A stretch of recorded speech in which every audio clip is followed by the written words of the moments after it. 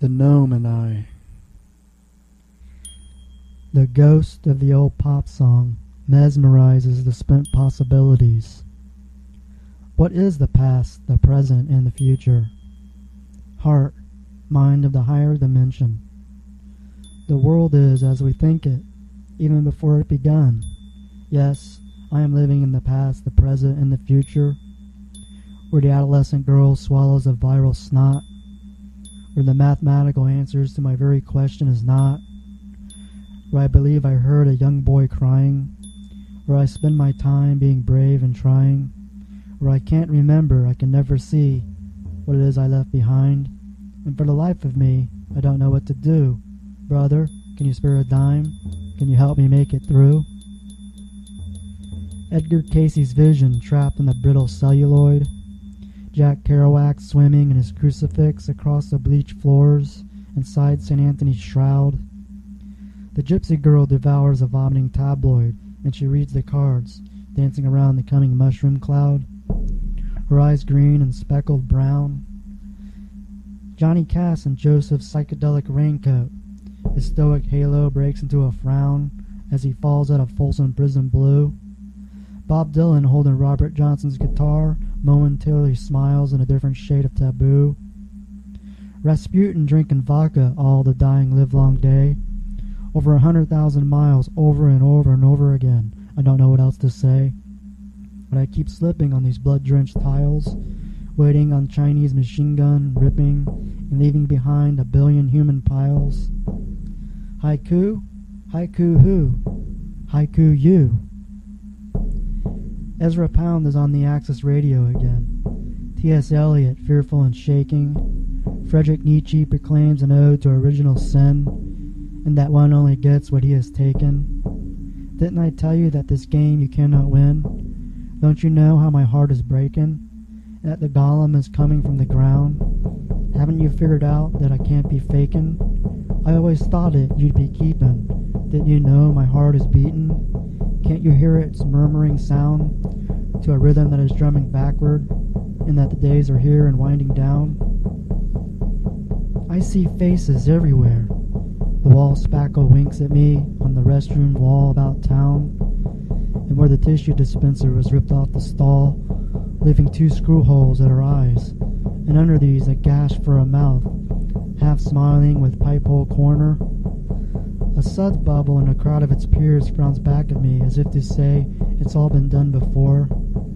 After the final church bell tolls, looking for the brighter side of life before popping as if to say, God have mercy on our souls. Seemingly the sun rolls over these illuminating salutations and over the cottony movements across a powder blue tarp. A gargoyle frightens it all through the subterfuge of the adjacent subtropical foliage. A cherubim and a seraphim bend the strings of a harp. A plastic gnome lying on his back, and like Jack Kennedy has part of his skull missing, and with clear eyes staring directly at the same nothing and the same everything as me. We are long suffering, he and I, waiting on Mayan prophecy, headlong into the sky, waiting on the moon, waiting, still waiting.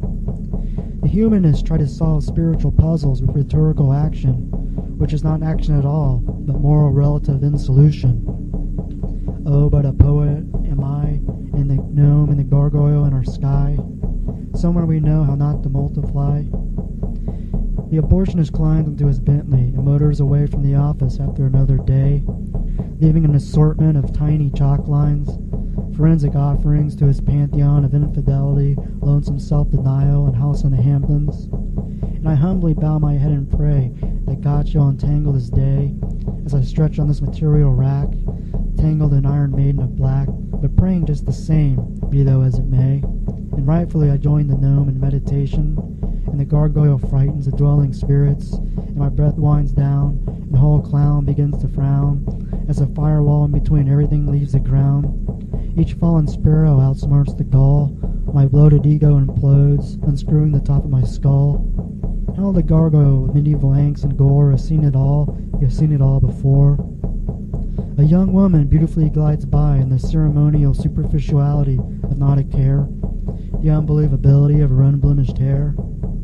Supernaturally, the gargoyle, the gnome, and I are sitting around cafe table, politely chatting up the soft revolution while sipping warm liquids, the surreality of the pop, dictatorial executive synapses, snaps, crackles, and pops before us, a Super Bowl of toxic puffed rice, the coldest persona in his cabinet of bells market this food-barren stuff, spoon-feeding it to 300 million blind mice, to the applaud of the assembled lapdog of monolithic news speakers and the usual crustacean of Hollywood pleasure seekers.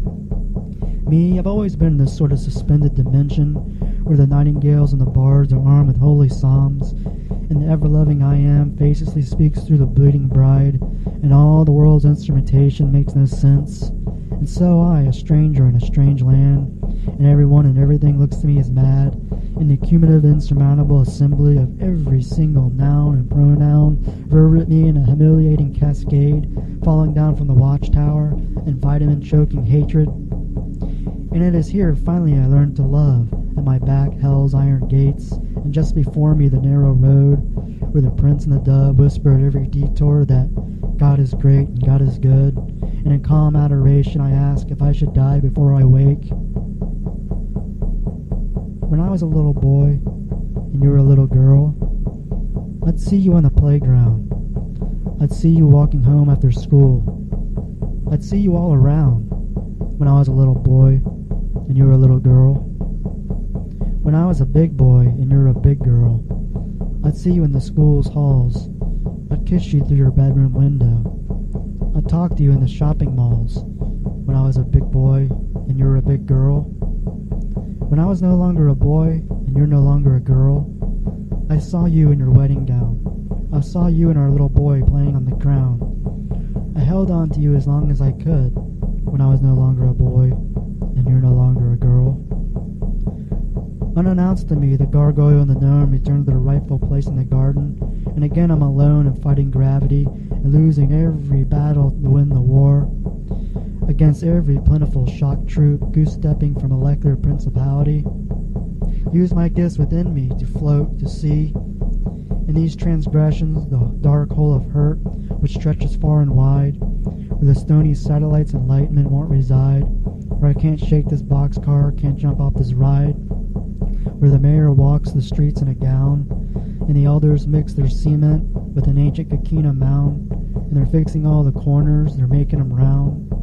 Surly in the back of the temple mound, the money changers spinning around, making complex what was simple and hardly make a sound, guarding their door, the 7 nations hellhound, foaming with slanderous rumors and clawing at the ground, and spitting out war and malignant tumors.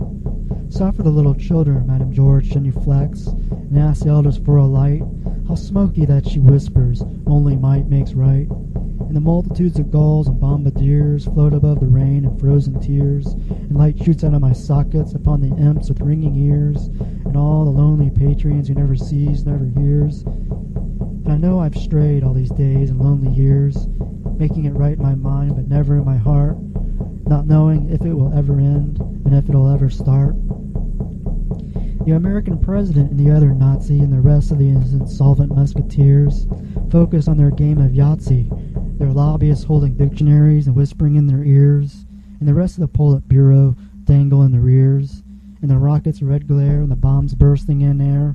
Over ramparts we watched, and the empire crumbles as a cloud of dust settles upon the unsuspecting, who float only inches above the concrete, staring at their blackberries in subconscious disbelief, looking for meaning in their alphabet soup, too smart in their ignorance, alone in their peer group. The congressmen are tossing tomorrow's newspapers into enormous tree-shredding machines and giving and taking away inalienable rights as heavy as biology books, with staccato hedge reams and with gout in their hearts, minds, dreams. The church doors are closed on Monday, and the last honest citizen has confessed. The forgotten American soldier who did not cut the muster never failed to pass the tests, and he sleeps in a soldier's grave like custard and never will protest.